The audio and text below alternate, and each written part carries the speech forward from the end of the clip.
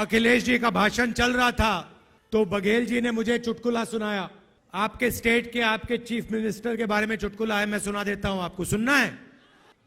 तो आपके chief minister governor के यहां स्वेरिंग इन के लिए गए, बड़ा धूमधाम था। वहां पे बीजेपी के नेता बैठे थे, गवर्नर साहब बैठे थे, सब एमएलए बैठे थे। स्वेरिंग इन होती है, शपथ लेते हैं चीफ मिनिस्टर का, उनके मंत्री 2-3 मंत्री भी शपथ लेते हैं, खूब तालियां बजती हैं और फिर नीतीश जी निकल जाते हैं, वापस सीएम हाउस की ओर चल जाते हैं।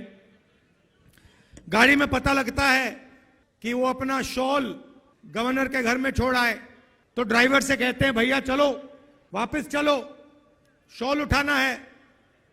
तो ड्राइवर गाड़ी घुमाता है, गवर्नर के घर आता है। नीतीश जी निकलते हैं, गवर्नर के पास जाते हैं, दरवाजा खोलते हैं, गवर्नर कहते हैं भाई इतनी जल्दी वापस आ गए। तो ये हालत है बिहार की। थोड़ा सा दबाव पड़ता है और यू टर्न ले लेते हैं। दबाव क्यों पड़ा? क्योंकि बिहार में हमारे गठबंधन ने एक बात जनता के सामने रखी है। इस यात्रा में हम 5 न्याय की बात कर रहे हैं, उनमें से एक न्याय, उसको आप सामाजिक न्याय कह दीजिए, उसको आप हिस्सेदारी कह दीजिए, उसको आप भागीदारी कह दीजिए, उसके बारे में हम काम कर रहे हैं।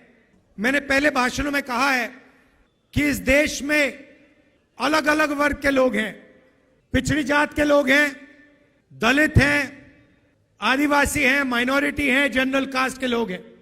हर समाज में कमजोर लोग हैं।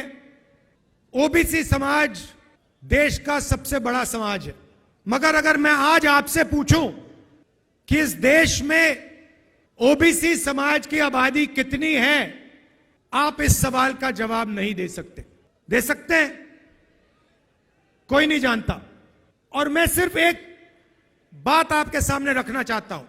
आप देश के किसी भी सेक्टर को देख लो, सरकार की बात करनी है तो मैंने पिछले भाषणों में कहा, जो देश की सरकार को चलाते हैं 90 अफसर हैं, आईएएस के अफसर हैं, 90 में से 3 ओबीसी वर्ग से आते हैं। और अगर 90 अफसर पूरे के पूरे बजट के बारे में निर्णय लेते हैं तो ये ओबीसी अफसर 100 रुपए में से 5 रुपए का निर्णय लेते हैं। तो सरकार में ना ओबीसी की, ना दलित की, ना आदिवासी की भागीदारी है। सरकार को छोड़िए, हिंदुस्तान की सबसे बड़ी 500 कंपनीज को देख लीजिए, उनकी लिस्ट निकालिए, उनके मालिकों के नाम पढ़िए,